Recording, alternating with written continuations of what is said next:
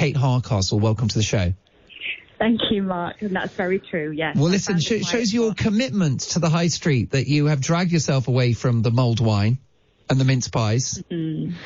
I'm incredibly passionate about it, and yeah. add some texture to that.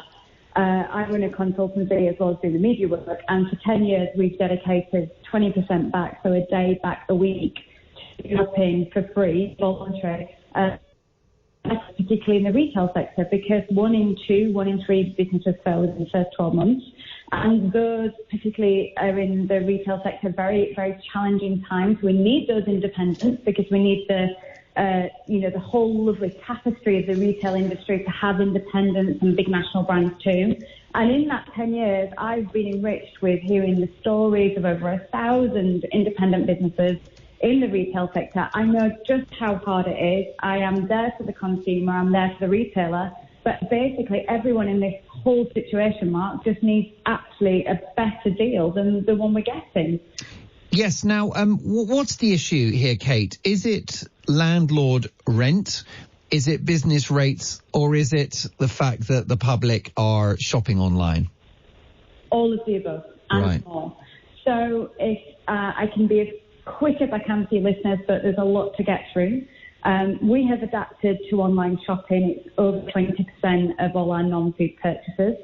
Why have we gone to that extent? Why have we adapted to this change so much? It's efficient, but there's so much more behind it. If you think about the challenge of a traffic warden about to give you a very large ticket if you don't park in the right place in a town and city centre, if you think about the fact that a lot of people have been removed from customer service in retailers, and therefore people feel frustrated that they go into stores and don't get the service they desire, and therefore it's just easier and quicker, efficient to buy online.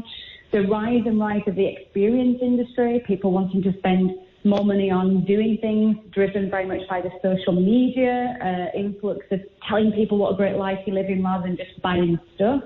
There's so much more than just business rent and rate, oversaturation of the retail marketplace. The fact of the matter is, and I've done a lot of work on this, our high street cannot be retail dependent anymore. There must be a mix of retail, leisure facilities, community facilities. But one thing I can tell you is, in my absolute belief of 20 years of doing this, I think there's a very clear link between our isolation crisis, our loneliness crisis, and the fact that we have got challenges now in those towns and city centres, where in terms of government stakes, we have had 5 high street ministers in 6 years. So even if we had the best of the best and that was their only job, which it is not, how on earth can they have the time to deliver the huge amount of evolution and change when that's the speed of transition? Now, the government in their Queen's speech this week have announced support for 500,000 independent shops, restaurants, pubs and cinemas, a cut in business rates from April. Standard retailer discounts will rise from 33% to 50%. It's going to cost just shy of half a billion. Is that going to help? It's going to help, but this isn't just a cash problem. This is very much a strategic challenge. You actually have to create high streets, not just for now, but for the future, and that are actually going to make a real difference to the communities that they serve. And every single one is very different because communities need different things.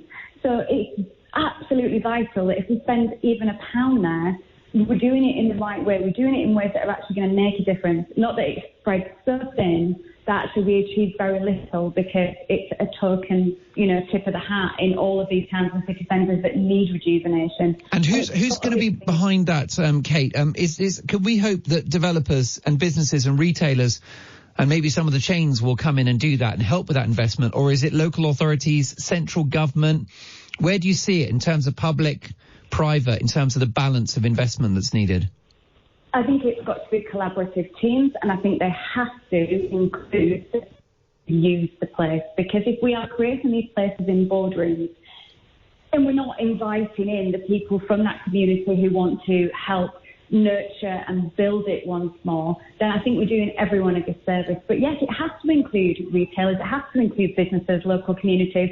We do have these teams of people that are getting together, and they can have various success rates. They're there for business improvement districts. They're there to try and help rejuvenate. But sometimes those teams don't have the outside expertise. You know, there's a whole idea of where is excellence, where in the world can you find it? And actually there's very different bits of success elsewhere. And we've kind of knit that together to create what really our towns and city centres should be looking like. And there is a whole adage as well that, you know, if you are buying online and you're buying from big brands, then perhaps we could do more as consumers to support the independents that are so vital to our communities. Well, definitely. And I think if you want to have a look at the brave new world of what life would be like without high streets, go to America, where cities like Houston just don't really have. I mean, I stayed in central Houston. I'm like, oh, where's the high street? Oh, I don't know. The mall is 5 miles away. We'll get you a taxi. But, you know, that's not the point. The great thing about, you know, our country is that most people live, you know, a walkable distance or a short bus ride from a social and community hub. And clearly that's what you're talking about. I really hope that you can be successful and lobby this new government with their big fat majority, Kate, to get some change made. What does your high street look like? Do you have a local high street?